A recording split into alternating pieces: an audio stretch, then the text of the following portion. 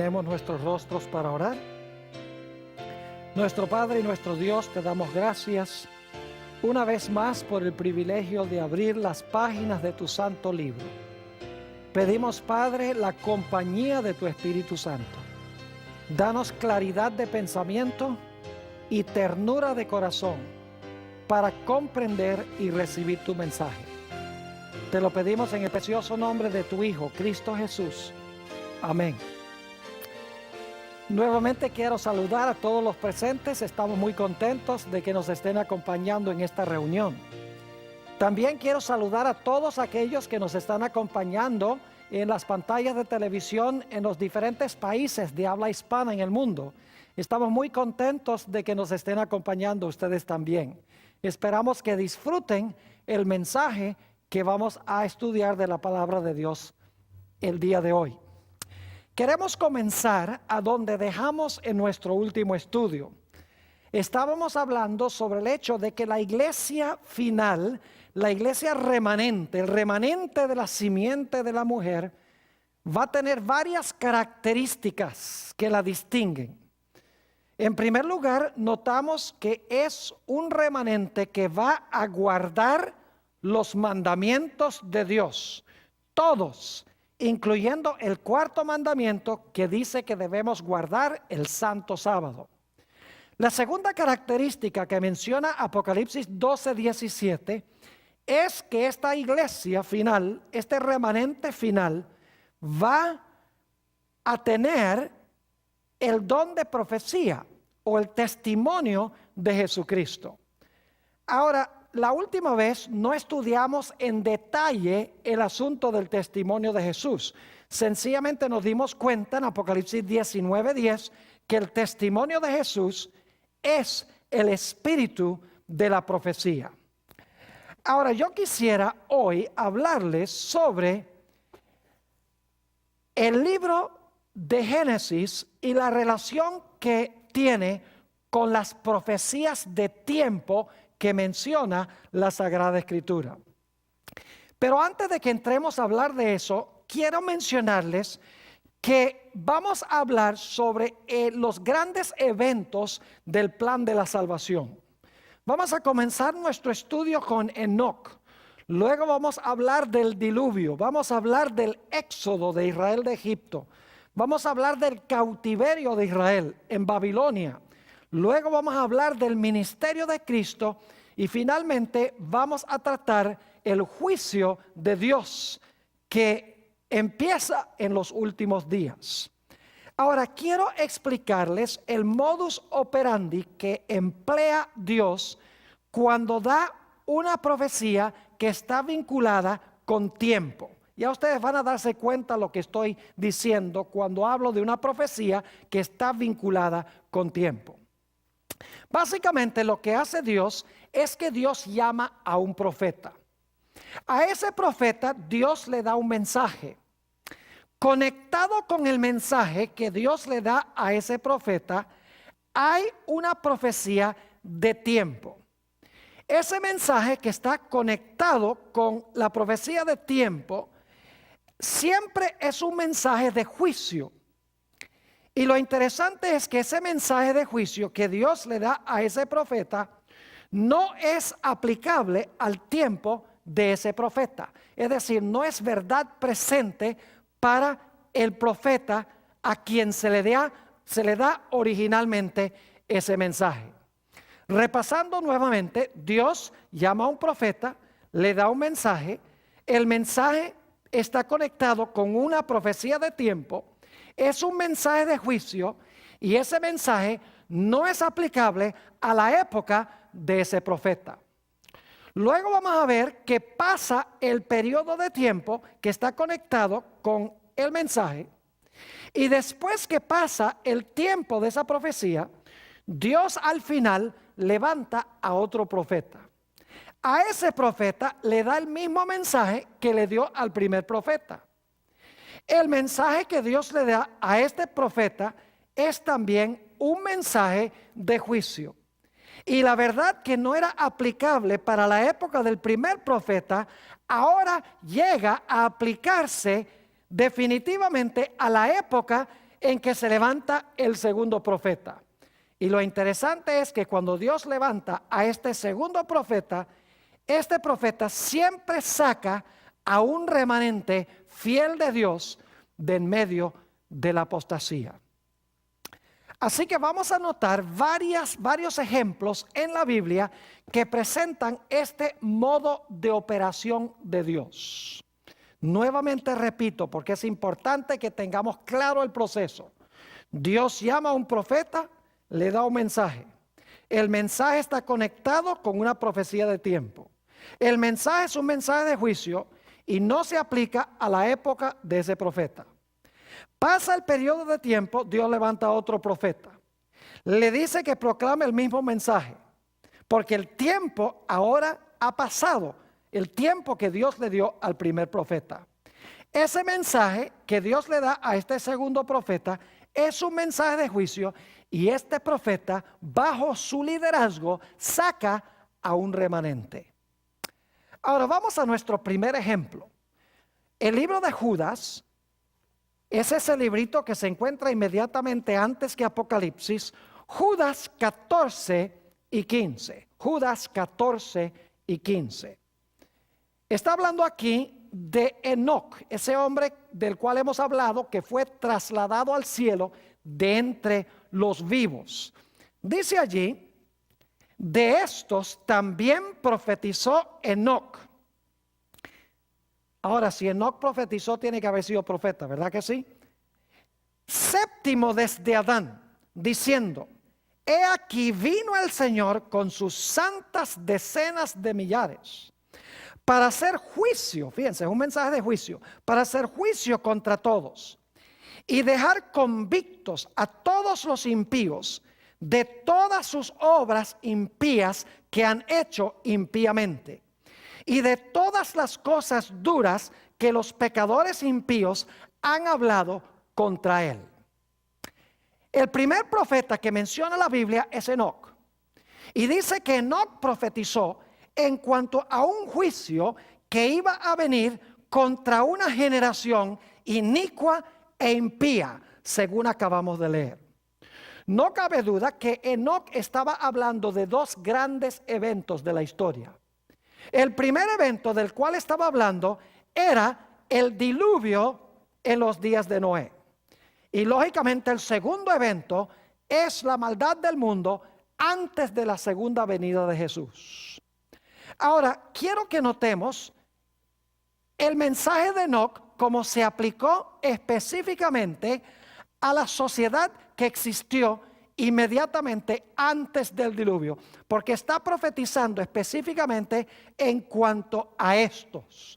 Note lo que dice en el libro de Génesis, el capítulo 5 y el versículo 21 y 22. Alguno dirá, bueno, está bien, Dios llamó a Enoc, el primer profeta de la Biblia, y a Enoc Dios le dio un mensaje de que Dios iba a venir en juicio para castigar a los impíos.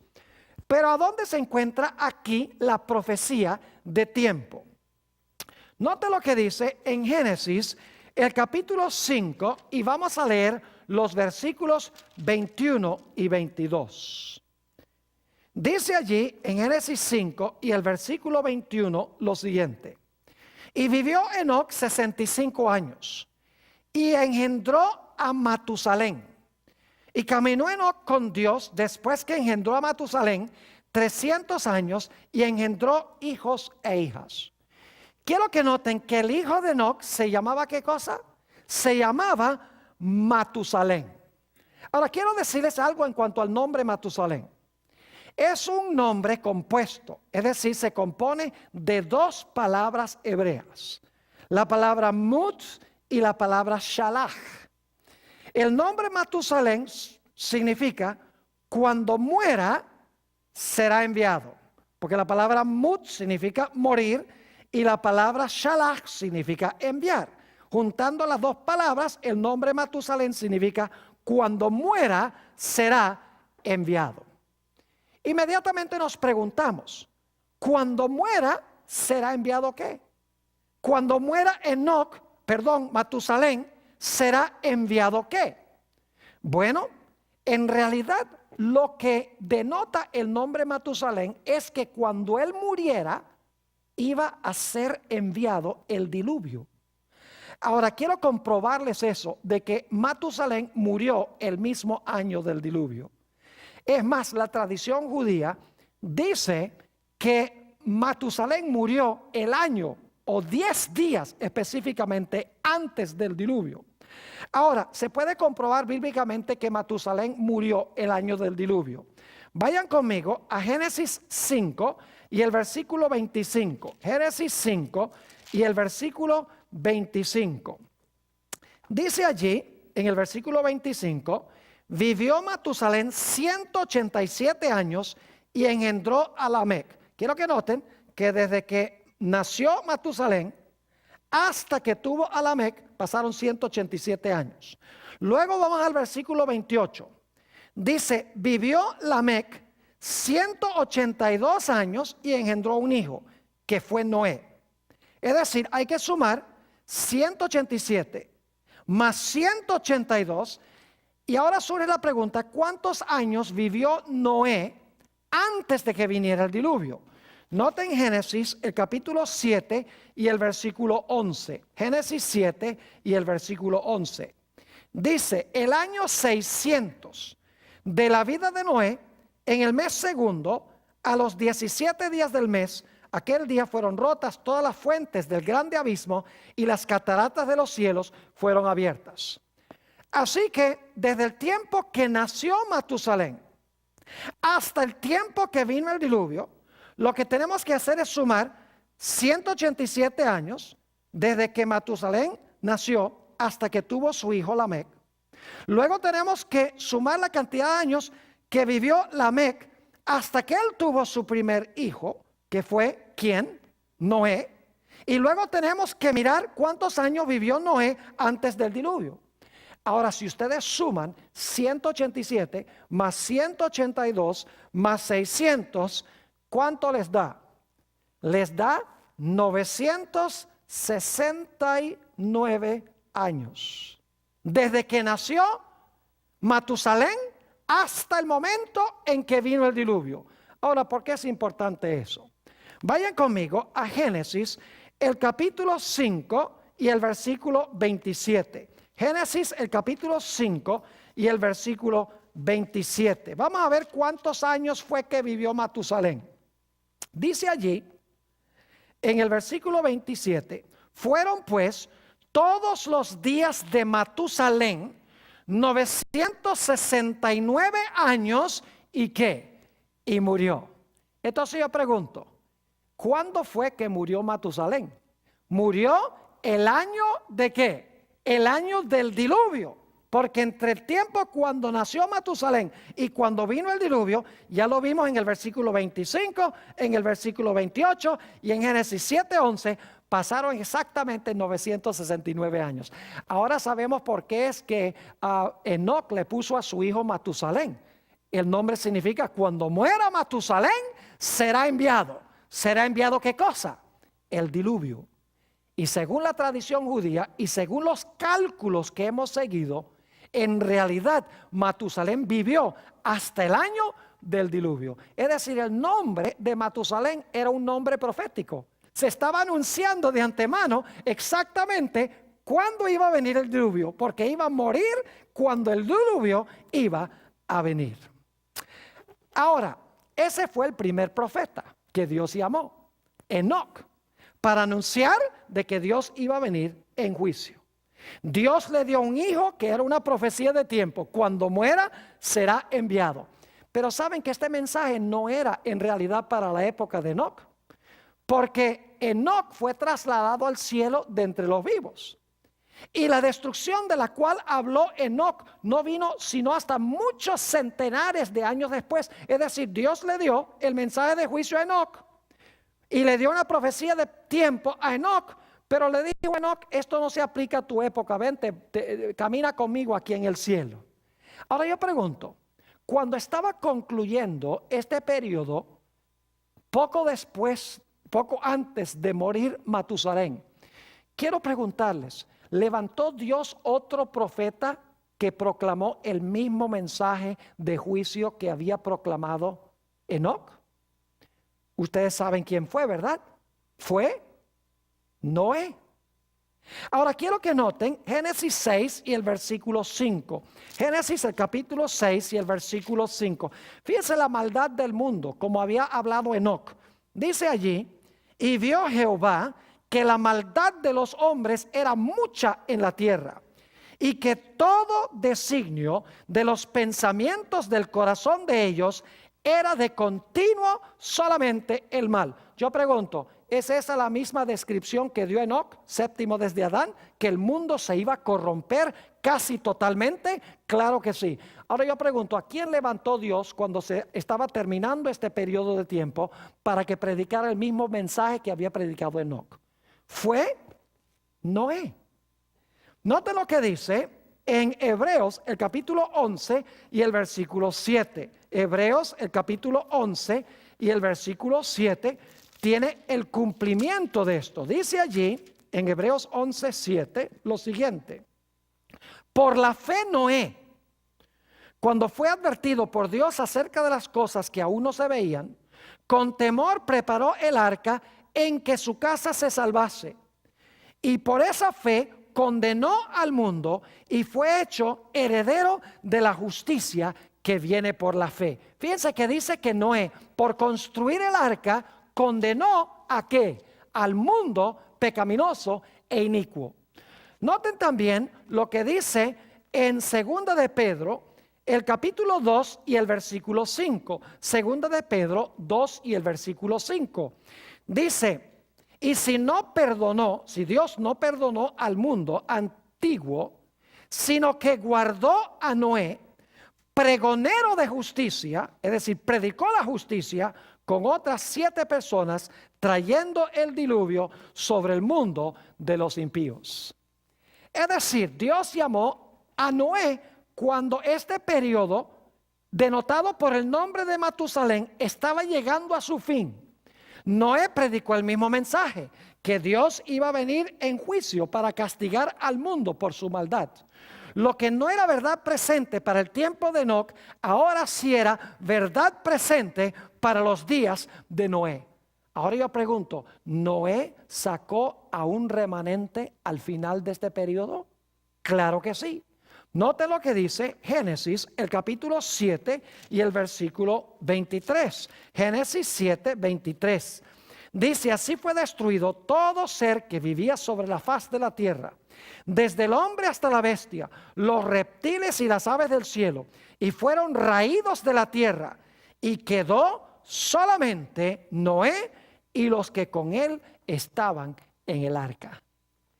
Es decir, que Dios al final de este periodo sacó a un remanente. Ahora fíjense cómo Dios operó en este primer ejemplo que encontramos en el libro de Génesis. Dios llamó a Enoc, le dio en el nombre de su hijo una profecía de tiempo: cuando muera será enviado. Era un mensaje de que Dios iba a venir a castigar al mundo por su impiedad. No era ese mensaje para la época de Enoc, porque Enoc se fue para el cielo. Ya cuando este periodo estaba llegando a su fin, faltaban solamente 120 años para que muriera Matusalén, Dios levantó otro profeta. Ese profeta fue Noé.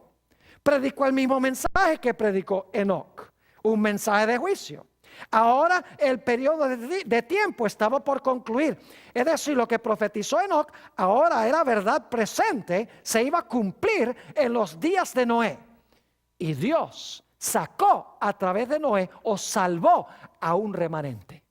Ese es el primer ejemplo de la Biblia. Ahora notemos nuestro segundo ejemplo de cómo Dios opera de este medio cuando Dios da una profecía de tiempo. Llama a un profeta y le da una profecía de tiempo. Vamos a Génesis, el capítulo 20 y el versículo 7. Génesis, el capítulo 20 y el versículo 7. Nuestro segundo ejemplo también viene de Génesis. Ahí comienza todo el proceso. Génesis 20 y el versículo 7. Note lo que dice aquí en cuanto a Abraham. Saben ustedes, a veces no pensamos de Abraham como profeta, pero Abraham era profeta. Note lo que dice Dios a Abimelech. porque Abraham le había dicho que Sara era su hermana. Lo que no le contó es que era su esposa también. Ahora, en ese contexto, dice en Génesis 27, Dios a Abimelech: ahora pues, devuelve la mujer a su marido, es decir, a Abraham, porque es, ¿qué cosa? Porque es profeta, y orará por ti y vivirás. Y si no la devolvieres, sabe que de cierto morirás tú y todos tus hijos. Fíjense que Abraham era un ¿qué? Era un profeta. Ahora surge la pregunta: ¿será que Dios le dio a Abraham una profecía de tiempo? ¿Y vinculada con la profecía de tiempo un mensaje? Claro que sí. Vayan conmigo a Génesis, el capítulo 15. Génesis, el capítulo 15, y voy a empezar leyendo en el versículo 13. Génesis 15, 13. Dice: entonces Jehová dijo a Abraham: ten por cierto que tu descendencia morará en tierra ajena, y será esclava allí, y será oprimida 400 años. ¿Hay una profecía de tiempo aquí? ¿Sí o no? Claro que hay una profecía de tiempo. Pero fíjense lo que dice en el versículo 14. Mas también a la nación a la cual servirán, ¿qué va a hacer Dios? Juzgaré yo. Y después de esto saldrán con gran ¿qué? Saldrán con gran riqueza. Es decir, Dios llamó a Abraham, un profeta. Le dio a Abraham un mensaje. Y es que el pueblo de Israel iba a ser esclavo, pero al final de ser esclavo, 400 años, Dios iba a intervenir para librar a Israel de esclavitud o de servidumbre. Es decir, Dios iba a juzgar a los que oprimían al pueblo de Israel. Y Dios iba a sacar a un pueblo remanente de la servidumbre. Ahora yo pregunto, ¿este mensaje era para la época de Abraham? No. Note lo que dice el versículo 15 de Génesis 15. Dios le dice a Abraham: y tú vendrás a tus padres en paz, y serás sepultado en buena vejez. Es decir, tú te vas a poner viejito y vas a morir, y esto no se va a cumplir en tus días. Esto no es para ti, es para la generación que vivirá al final de este periodo. Ahora yo pregunto, al terminar los 400 años, ¿levantó Dios a otro profeta que proclamó el mismo mensaje?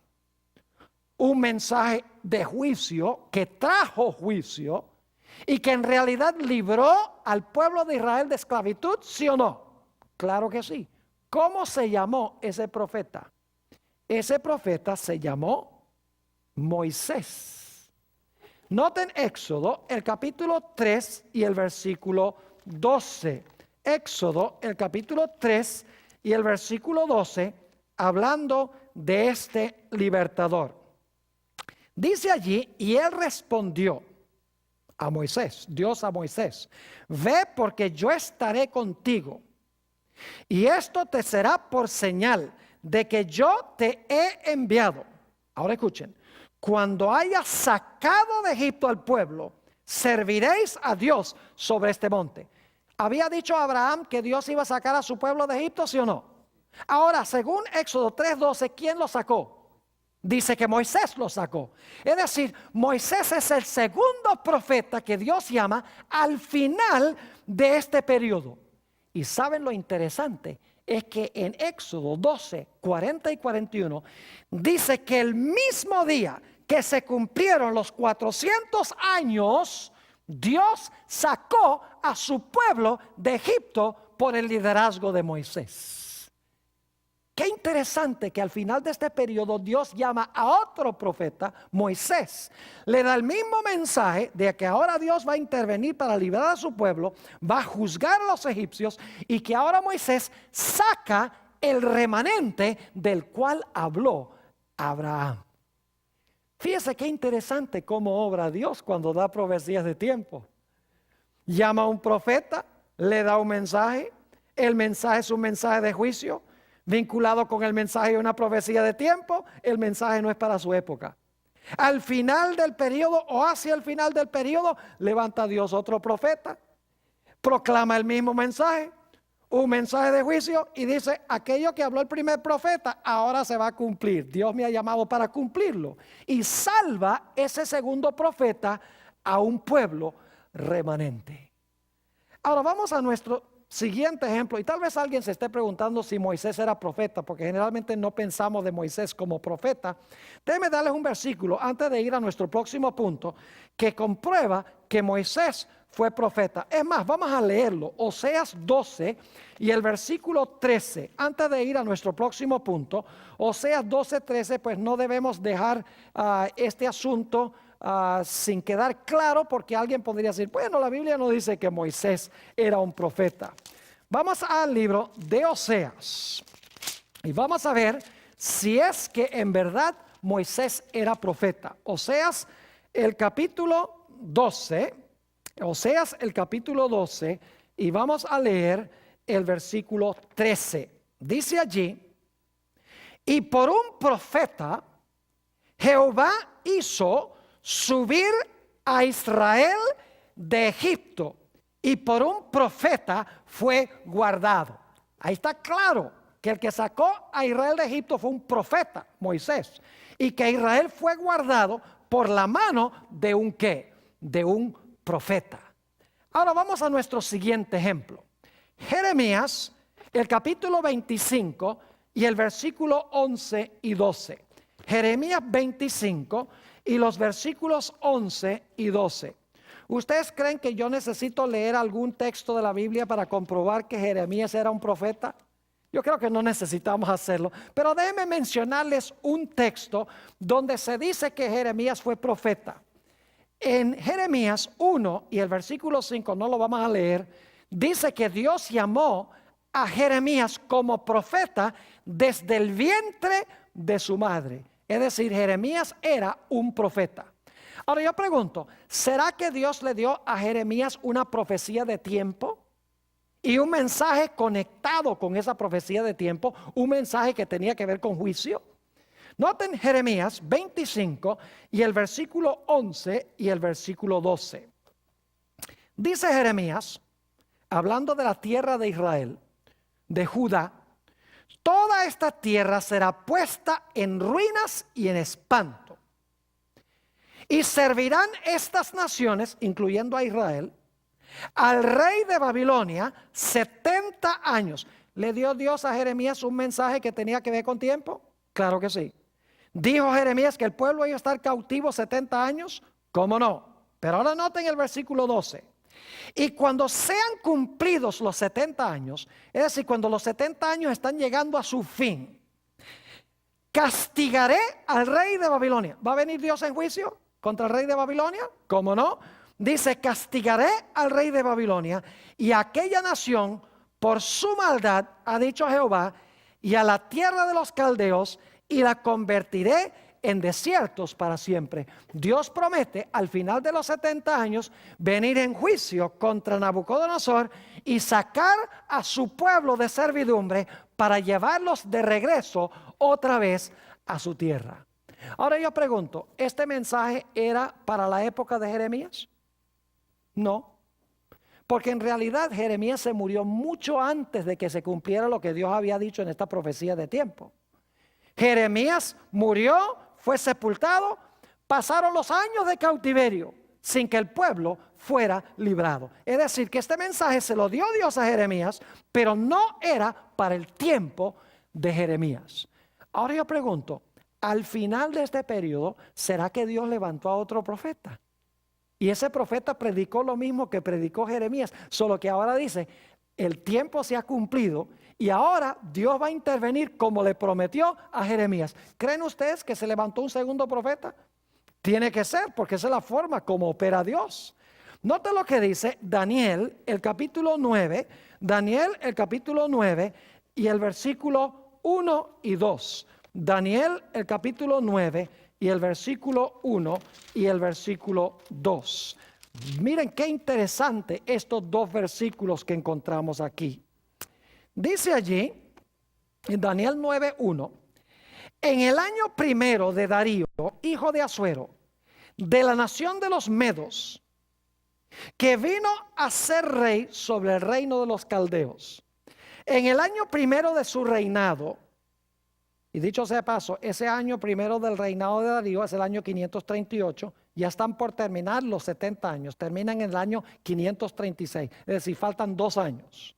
Dice en el versículo 2, en el año primero de su reinado, yo Daniel miré atentamente en los libros el número de los años de que habló Jehová al profeta Jeremías, que habían de cumplirse las desolaciones de Jerusalén en 70 años.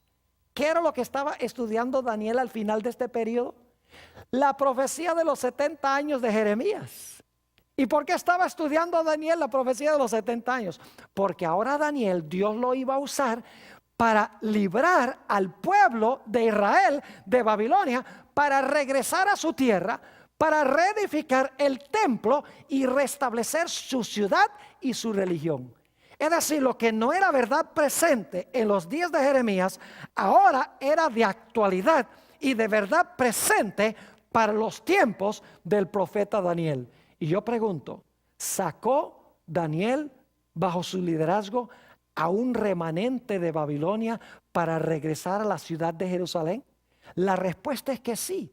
Según nos dice la Biblia, regresaron unas 50,000 personas después de los 70 años de cautiverio, bajo el liderazgo de Daniel, a la ciudad de Jerusalén para restablecer su religión.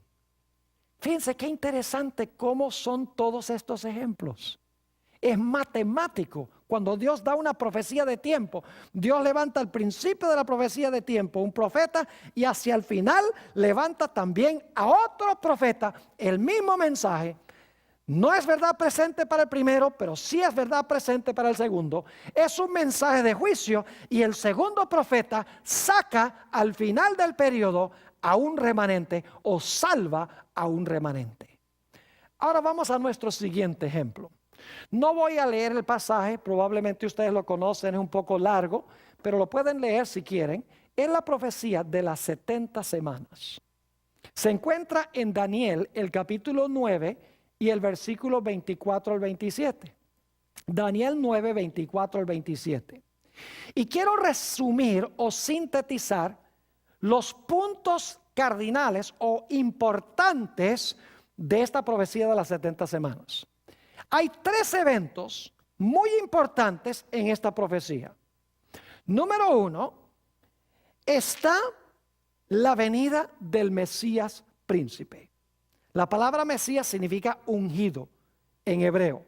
En el griego es la palabra Christos. La palabra Cristo significa el ungido. Es decir, la profecía de las 70 semanas habla, en primer lugar, de la venida del Mesías o de la venida del ungido. El segundo evento crucial del cual habla la profecía de las 70 semanas es que a la mitad de la última semana, ese Mesías iba a ser cortado. Es decir, el Mesías iba a ser muerto. Es decir, habla de la muerte del Mesías. El ungimiento, la muerte. Y luego el tercer evento, al terminar ese periodo, es que se iba a cerrar la puerta de la oportunidad para la nación judía. Dios dijo, 70 semanas están determinadas sobre tu pueblo y tu ciudad. Si tu pueblo y tu ciudad rechazan al ungido, entonces yo los voy a rechazar a ellos como mi pueblo escogido. Esos son los 3 eventos contemplados en la profecía de las 70 semanas. El ungimiento del Mesías, la muerte del Mesías y conectado con la muerte del Mesías, el rechazo de la nación que participó en la crucifixión del Mesías.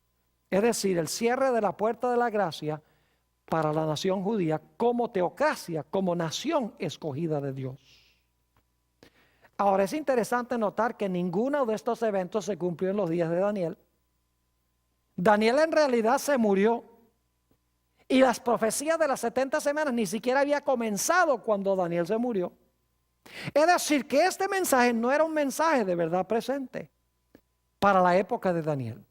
Ahora yo pregunto, ¿será que al final de este periodo Dios levantó a otro profeta para proclamar que el tiempo de las 70 semanas estaba llegando a su fin y que ahora el Mesías había llegado y que ahora el Mesías iba a morir y que si la nación que lo había llevado a la cruz no se arrepentía, ellos iban a ser rechazados como la nación escogida de Dios. ¿Será que Dios al final de este periodo levantó a otro profeta? No cabe duda alguna. ¿Cómo se llamaba? A ver, dígame usted, ¿cómo se llamaba ese profeta que se levantó al final de este periodo? Juan el Bautista. Yo pregunto, ¿quién fue el que bautizó a Jesús? El que bautizó a Jesús fue, ¿quién? Juan el Bautista. Lo pueden leer en Mateo 3 y el versículo 13. Ni siquiera tenemos que buscarlo, porque todos sabemos que el que bautizó a Jesús fue Juan el Bautista. Pero si quieren una referencia, ahí está, Mateo 3 y el versículo 13. Y saben que después que Jesús fue bautizado, quiero que noten algo muy interesante que sucedió en el Evangelio según San Juan, el capítulo 1 y el versículo 41. Encontramos un episodio supremamente interesante en Juan 1 y el versículo 41. Aquí encontramos que Andrés le va a hacer un anuncio a su hermano Simón, es decir, a Pedro. Y dice allí en el versículo 41, es decir, Andrés, halló primero a su hermano Simón. Jesús estaba recién bautizado y le dijo, hemos hallado ¿a quién? Al Mesías, que significa el ungido. Y luego dice que traducido es el Cristo. Es decir, está la palabra en hebreo y la palabra en griego. En hebreo es Mesías, en griego es Cristo. Ambas palabras significan, hemos hallado ¿a quién? Al ungido. Y Jesús recién había sido ¿qué? Bautizado por Juan. Es decir, lo que profetizó Daniel en la profecía de las 70 semanas, ahora se cumple con Juan el Bautista. Juan inclusive bautiza y Jesús es ungido por el Espíritu Santo en el río Jordán. Ahora, ¿qué más proclamó Juan el Bautista? ¿Recuerdan el segundo evento, que el Mesías iba a ser cortado, que el Mesías iba a morir? Note lo que dice en el Evangelio según San Juan, el capítulo 1 y el versículo 29. San Juan, el capítulo 1 y el versículo 29. Fíjense cómo Juan el Bautista introdujo a Jesús. Dice ahí en el versículo 29, el día siguiente vio Juan a Jesús que venía a él y dijo, he aquí el Cordero de Dios que quita el pecado del mundo. Yo pregunto, ¿qué se hacía con los corderos? Los corderos morían. Así que cuando Juan el Bautista introduce a Jesús como el Cordero de Dios, está anunciando que lo que va a pasar con Jesús es lo que pasaba con el Cordero. Es decir, que Jesús iba ¿a qué? Jesús iba a morir. Es decir, Juan el Bautista no solamente bautizó a Jesús y Jesús fue ungido por el Espíritu Santo, sino que anunció que Jesús iba a morir como el Cordero de Dios que quita el pecado del mundo. ¿Saben qué más anunció Juan? Anunció que si el pueblo de Israel no producía fruto, iban a ser cortados y echados en el fuego. Es decir, les dijo, si ustedes rechazan al Mesías, al que ha venido a ustedes, serán cortados como mal árbol y echados en el fuego. Es decir, serán destruidos. Alguno dirá, bueno, ¿ese árbol representaba a la nación judía? Claro que sí. Vamos a leer en el Evangelio según San Mateo, el capítulo 3 y el versículo 9 y 10, lo que dijo Juan. Y luego vamos a hablar de un par de episodios más que hablan de árbol y de fruto. Dice Mateo 3 y el versículo 9, Jesús hablándole a los dirigentes de la nación judía, no penséis decir dentro de vosotros mismos, Abraham tenemos por padre, porque yo os digo que Dios puede levantar hijos a Abraham aún de estas piedras. Y ya también el hacha está puesta a la raíz de los árboles. Por tanto, todo árbol que no da buen fruto es cortado y echado en el fuego. Ese árbol representaba a la nación judía. Juan el Bautista está diciendo, si este árbol, si la nación judía no produce fruto, va a ser cortado y echado en el fuego. Es decir, va a ser cortado y rechazado por Dios. Es interesante que en los evangelios se haya dos otros relatos que hablan de árbol o de un producto agrícola que tiene fruto o que no tiene fruto. ¿Recuerdan la parábola de los obreros en la viña? Muy interesante esa parábola. Dice que cuando llegó la época del fruto, Dios mandó unos mensajeros y mataron a esos mensajeros. Se encuentra esta parábola en Mateo 21. Así que Dios mandó más mensajeros todavía y a esos los mataron también. Porque vinieron a buscar fruto y no les querían dar fruto los dueños de la viña. Finalmente dice que envió a su hijo. Dice, van a respetar a mi hijo. Y tomaron al hijo y lo mataron también. Ese hijo era Jesús. Es decir, los que no estaban produciendo fruto eran ¿quiénes? La nación judía.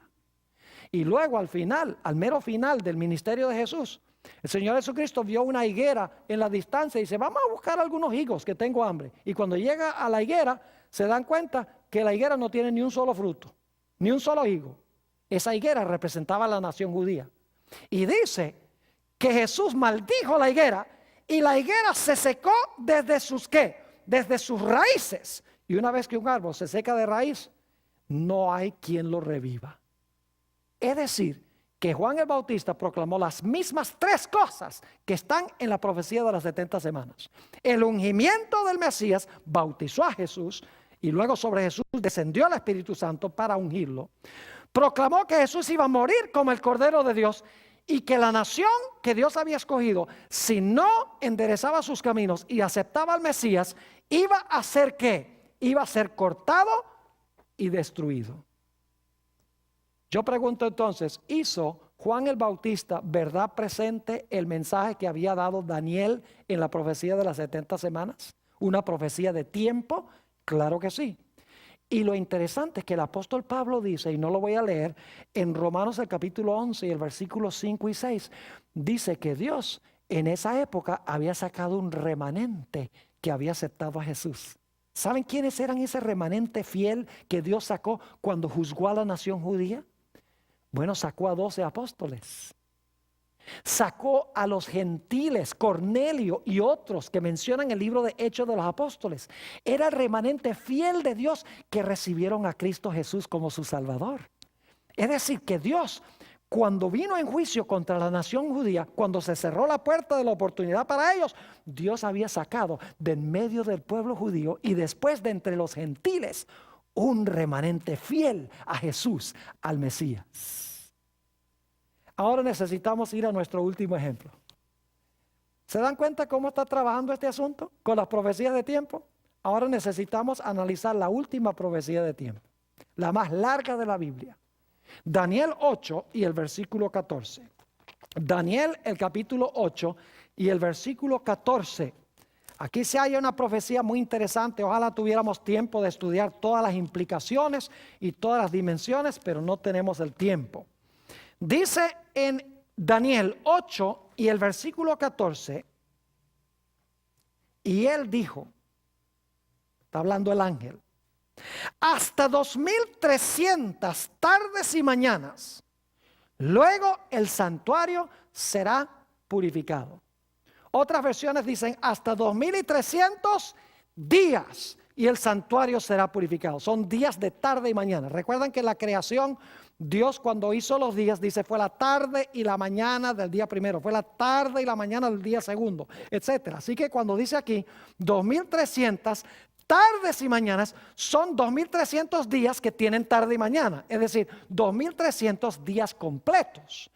Y en las profecías un día equivale a ¿qué cosa? Equivale a un año. Es decir, Dios está diciendo a través de Daniel, en 2300 años el santuario será purificado. Otras versiones dicen el santuario será justificado, el santuario será vindicado. Es decir, Dios al concluir los 2300 días iba a comenzar una obra de purificar el santuario, una obra de juicio. Porque en el Antiguo Testamento, en el día de la expiación, era el día del juicio, cuando se traía a la luz la ley y se separaba a los fieles de los infieles. Es decir, que se está profetizando aquí que después de 2300 años el santuario iba a ser purificado. Es decir, Dios iba a iniciar el juicio.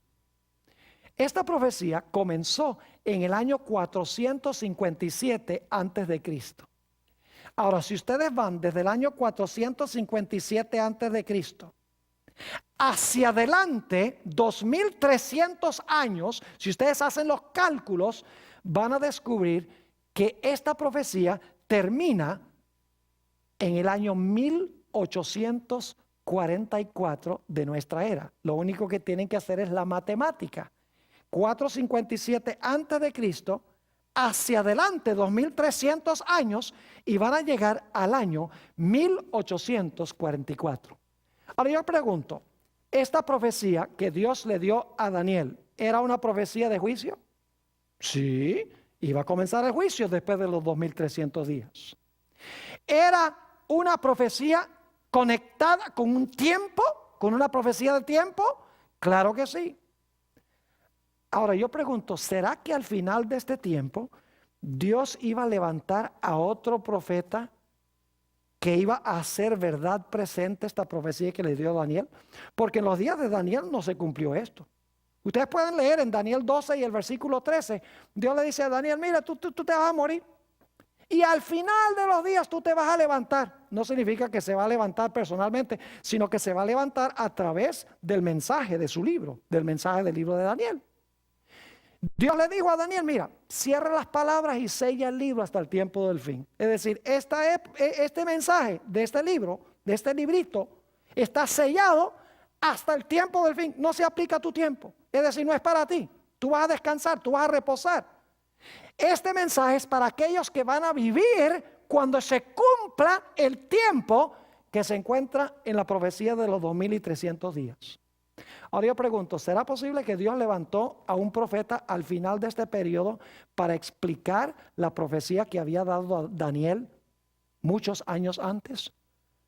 Tendríamos que esperarlo, porque esa es la forma como Dios ha hecho con todas las profecías de tiempo. Tiene que ser que al final, en 1844, Dios iba a levantar un profeta que iba a hablar específicamente sobre la profecía de ¿qué? La profecía de los 2300 días.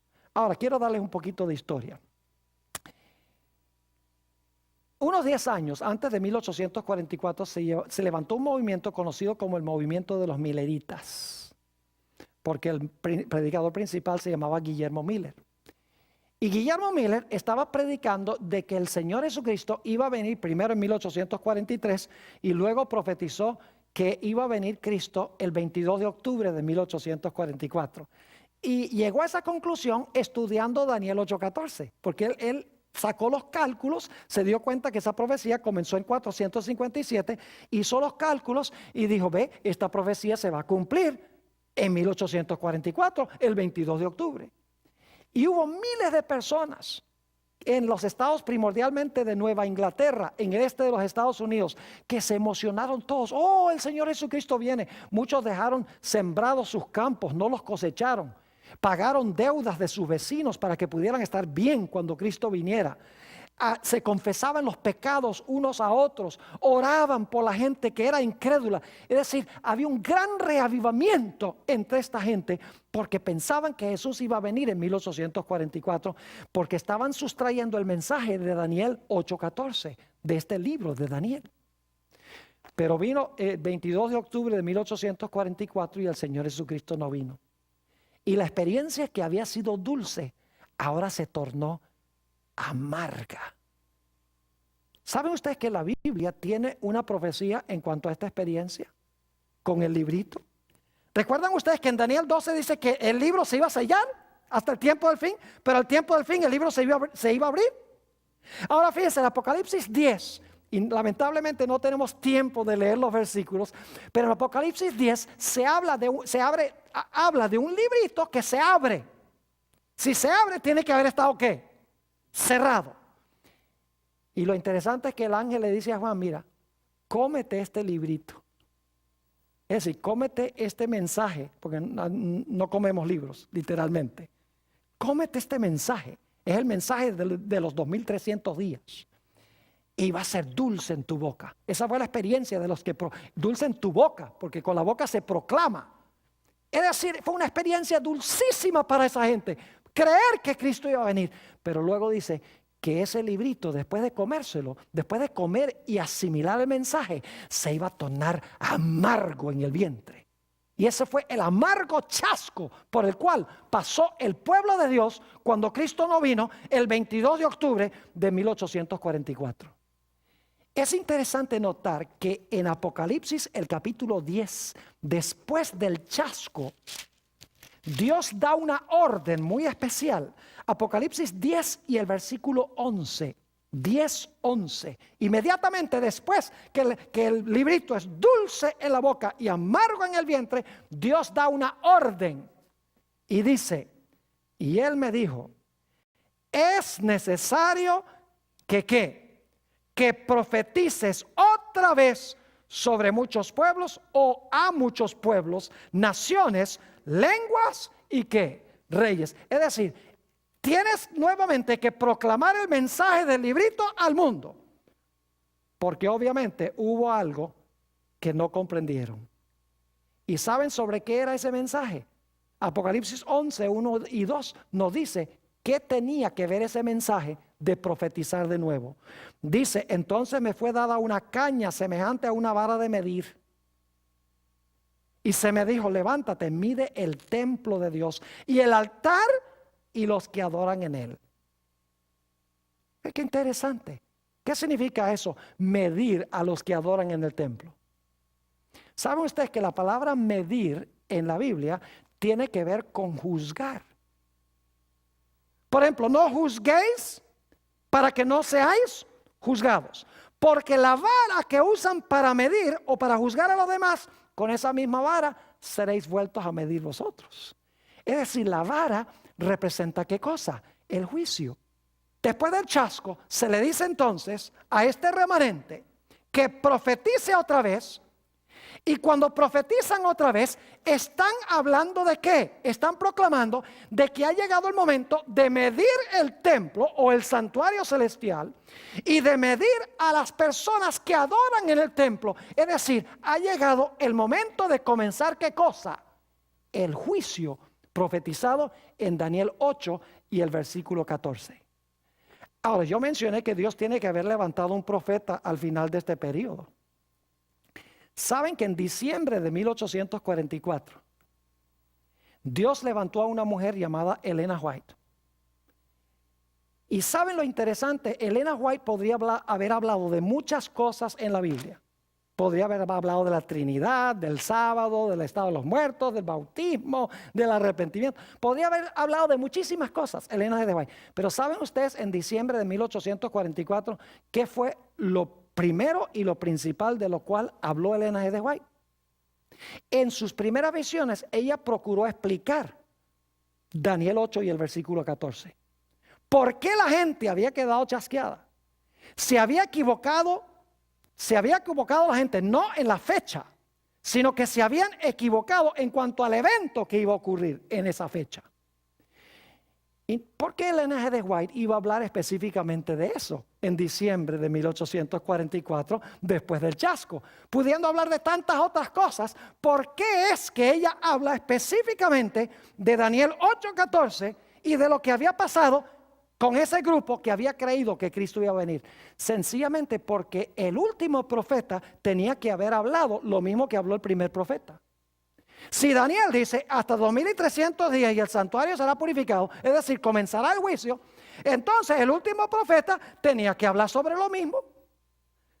Y Elena G. de White, su primer punto fue explicar la razón del chasco y explicar que Jesús, en vez de venir a la tierra, había entrado al lugar santísimo para comenzar la obra del juicio. ¿Saben ustedes que alrededor de esa misma época se levantaron muchos movimientos religiosos? Alrededor de un periodo de 20 años se levantaron los mormones, los testigos de Jehová, y cada uno tenían su profeta. Los testigos de Jehová, los mormones, su profeta, claro, José Smith. Los testigos de Jehová, Russell.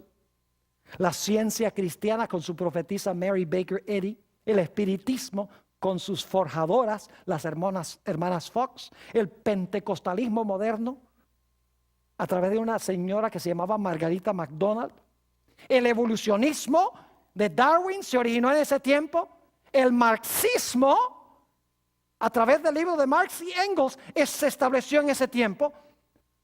¿Qué era lo que quería hacer Satanás levantando todos estos movimientos? Quería confundir a la gente. No quería que la gente viera a dónde estaba el movimiento verdadero. ¿Saben ustedes cómo podemos saber a dónde estaba el profeta verdadero y el movimiento verdadero? El profeta tenía que hablar exactamente lo que había hablado Daniel más de 2300 años antes. Y ninguna de estas otras iglesias con sus profetas hablaron de Daniel 8:14. Solo había una profetisa que habló de Daniel 8:14, explicó lo que había sucedido, y el nombre de ella, Elena G. de White. Escribió un libro maravilloso que quiero recomendarles para que lo lean donde quiera que estén viendo esto, porque es muy importante. Presenta el panorama correcto de los eventos finales. Se llama El conflicto de los siglos. Si ustedes quieren, pueden ponerse en contacto con nuestra dirección al final de esta presentación para pedir su ejemplar gratis del conflicto de los siglos, una obra maestra sobre los eventos finales. El que lo lee tiene que concluir de que la autora tenía razón. Qué maravilloso que Dios nos ha dado una voz profética.